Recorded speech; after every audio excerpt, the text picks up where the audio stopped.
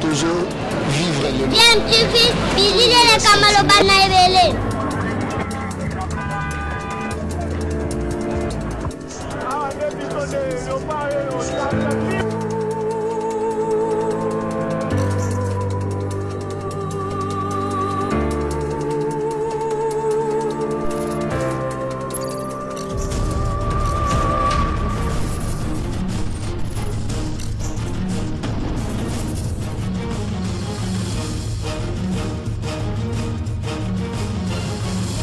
DMTV toujours en avant.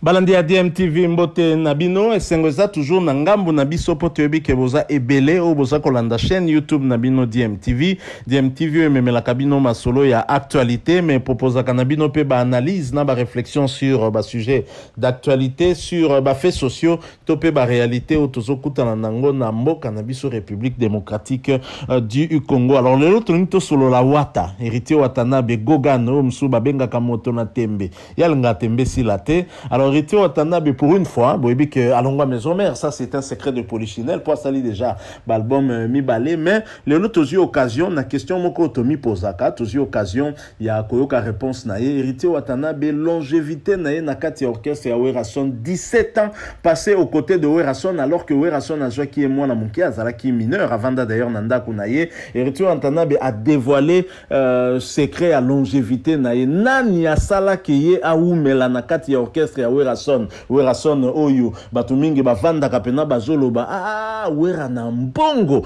mais Héritier Watanabe aumeli. Comment Héritier Watanabe aumeli na orchestre wana oyo batu bele bazaka très critique par rapport na Werason comportement na ye boyebi kaka ye mukolo 12 donc 12 wana soki ozui yango ko se retrouver jamais. Mais comment Héritier Watanabe na kati ya orchestre ya mukolo 12 akoka kosala 17 ans apesi biso secret et bien sûr et ça pona Werason tende Héritier Watanabe aumela na orchestre maison mère et ça pona mutu mususu nde wata atikala ko umela na kati ya orchestre wana. Donc je vous propose to yokaye et bon na simato zonga to conclure moi les solango tozo proposer nabino boyebi kaka ndeko nanga yo mutu zo landa biso okoti na chaîne osika toza mutu akala mais omi abona na ona nute ko hésiter te ndeko nanga mi abonné na chaîne OEP ko bossa na te dès que komi abonné une petite cloche ko apparaître, clique dessus to cliquer dessus et ko permettre na yo rataka le soute ba prochaine vidéo to proposer na yo parce que wanezali cloche ya notification moi signal mo kaka système ya ngonga ya catholico pour signaler na yo que vidéo est koti et au sala malam mingi. Merci. Suivant Héritier Wata, nous nous retrouvons tout de suite après.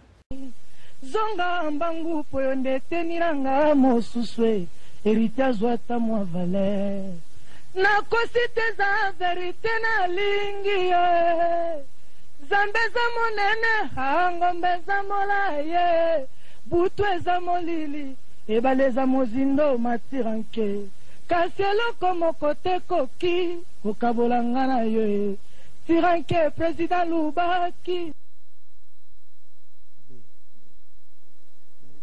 vidéo echaka colère mo tikolo babu echaka ne colère nasiko elo esepelisa eza façon limpide ozoyembela batindela oyebi ke batindela ngai yango et pas bele batindelinga mais ça na deux personnes arrêtées na ki oyo yelinga na tête général Pierre, général Peter prêtre de l'Église ndinga kota zali bongo bamote bele na yelo na kinga kati azotala biso parce que yo balanda ko yo zana pena na classe ba il est fait les bateaux balanda maka na mutu mswa otala biso pena mikili le patron Georges Oué à Waka Waka. Okay.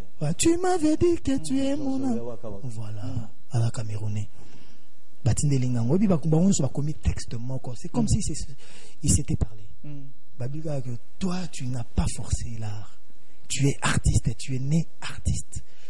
On l'a senti dans la vidéo. 17 ans. Ah ouais.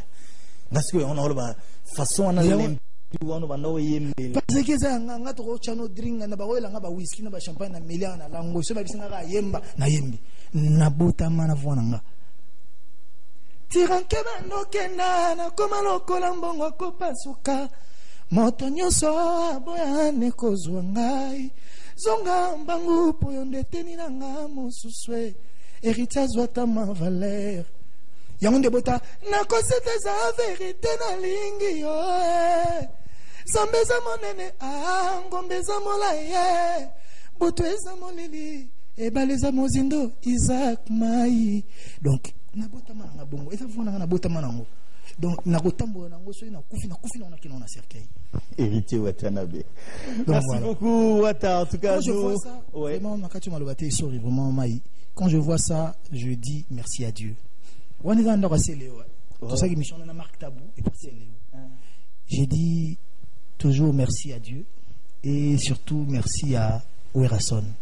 Quand je dis merci à Werason, on appelle maman Mampata parce que Mampata et maman pasteur a été pour beaucoup dans la carrière. Tout le monde la vérité. Ce Mampata a raté, mais il a dit que nous avons sala 17 ans à Wenge. Ceux qui ont umela na Wenge, raison, Tina et Mampata.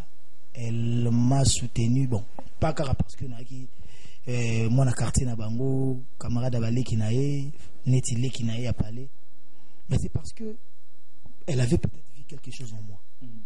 Et elle a été mais la temps je m'obali on so nga coincé jeunesse wana te moi na taba no mono ndre mona na ye te kasi na ko lidira parler na ye déjà nga ba exaucer na ba gladiti ba okola nga ba nga na ke yana bango wa famille. Donc ba na question net on a suspension ba petwana ba oboda mi na parler ba ko bo apo kenchiki donc ba ndako tchavina ba coup de pression mo pour na wenge déjà ndeto zaka na so za suspendu okoko ta chewe raté. OK. Okoko mona président so za suspendu. So za suspendu okoko le kala samba to okoko ndako président ko le ka koton so o le kana ndeni. Par période wana ba fait seta. Ba fait liot, ba moni, ba fait des Christ mabanga. Yo ba biblos le fum. Ba cap diora okoleka wana mais siko imagine nga na suspension bana ba ko fanda ba bipo ba lia il faut héritier ya siko vena bango na li tout avimba na siliki mabe mais ma pas dans besoin ba ne ba lia héritier viens manger avec tes sœurs na ba petona ba patrio ba na koti pe na dame na bango na sali pe ki mutu makasi wana viva va na kote ne li tout ko poser nga talati maneta mwendo ngabe na koti kaka côté ce côté mbe bandele la pewana donc ba petona ba sa patrio ba bebi sa mo muke vraiment ba petona bon tout le la vérité tout la vérité parce que ça c'est pas normal donc ba petona ba fait parmi bateau ba petite wana ba bebi sanga OK exaucer na ba gladiwana donc ba mba pesa ngape mo ki mutu makasi mo pe mo muke mais bon ezaki pe en mal té ezaki en bien parce que je me sentais maintenant chez moi je me sentais chez mon père chez mon vieux chez ma mère et je ne pouvais que pesagnon sur la trip. Donc moi quand j'ai travaillé pour que musique à Wera sonne le roi de la forêt et si mec c'est pourquoi on disait à ce temps-là que héritier à Rolongwa Kate ya Rotika la kaka Rosalaka kaka Rolongwa Kate na Rolongwa nga pezalaka calculer te nga pena Rolongwa nga barango ezapo bazara pena le roi de la forêt ba diaboliser. Okay. Pour faire ça, il a préparé album, faut un album de Baredia Mixi Bastino Bandom ça na vivre na papa Wemba. Tant que comme na na disque, banzembo comme prêt. Na ya nango, ba yo télé la vie. Non, talaboy comme mutu makasi talaboy. Ndi ba obeta ngamne lo mwana izarate. Si goto na mwinga mwana awe za la raté. Ngafu na sala musko na ndena nga. Ndi kulungwa nga. Donc Mampata Werason ba exaucer na ba gladi. Donc vraiment. Donc c'est vraiment. Voilà, nous sommes de retour, hein, Boti Kolandawana, héritier Watanabe, Motona Tembe, et sous-secrétaire, hein, puisqu'il a dévoilé, Ango, héritier Watanabe a sala 17 ans na wenge musique à maison mère, hein, grâce notamment à maman CDJ Mampata, moi si Yawerason. Yango la Bible baloba, c'est lui qui trouve une femme, trouve le bonheur. Sozana moi si, mozana bonheur, te c'est que trouver une femme, te, faut qu'on continue que Luka. Werason a trouvé femme, Yango moni, même Mampata, azali même ko partager la Werason ba onde positive na eti na orchestre ya mobali na yo sali que certains peut-être malgré ba frustration o akoka ko zala nango na cadre ya musala parce que Werason c'est vrai aza artiste moko à cause da toujours ka peu simple té ya ko vanda na yendeng zala kaka nous sommes des humains même si baloba kazala ka timide mais longévité ya héritier Watanabe na mouvement wana ezali beaucoup plus dû na Mampata qui était devenu pratiquement maman et héritier, hein, puisque Bokola qui est pas soit qui héritier moi na mingi et bana ya Werason notamment Glady tozui na exaucé Ngama tozui même na Patrio je pense kaza neveu ya Werason bana na ye donc bango nyo surtout bazali lokola baleki ya ye héritier Watanabe yango lokola héritier Watanabe komaki un peu comme si azago faire partie na famille wana ya Werason yango pesa ke moi qui tetu wana ebi kata Werason a pinir mais koto man pas ta benga ye kaka vanda table liawa malgré que Werason azoli ali no po ebi ke na mouvement kuna ba suspenda qui est pour petit indiscipline et l'équipe trop na mo ki bomwana ezo matamata ye na niveau ya motu donc voilà c'est ndengezala kaka eza information exclusive hein à partager ango nabiso par rapport ya raison et salaire ka umela na orchestre wana parce que aki na ba potentialité belé imaginez que héritier Watanabe la kati ya maison mère alongwa sima ya ba artiste belé ya yamba na kati ya orchestre wana pe ba koma ba leader mais malgré cela ye na kati orchestre atasho yo koma ki leader héritier zaki déjà kaka leader bobi ke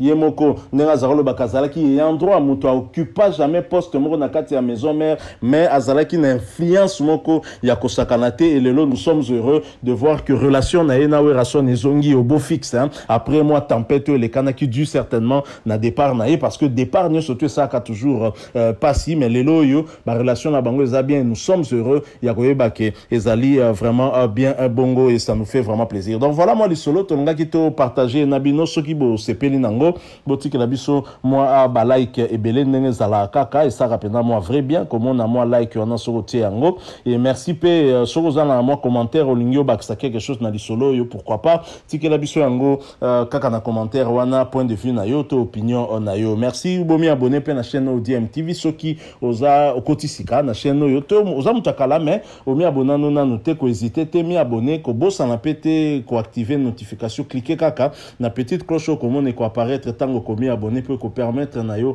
au rater le sous-souté ba prochaine vidéo to ko proposer awa merci to kuten na bino prochainement sur Nzamba ba télévision en attendant portez-vous bien et DMTV vous dit au revoir.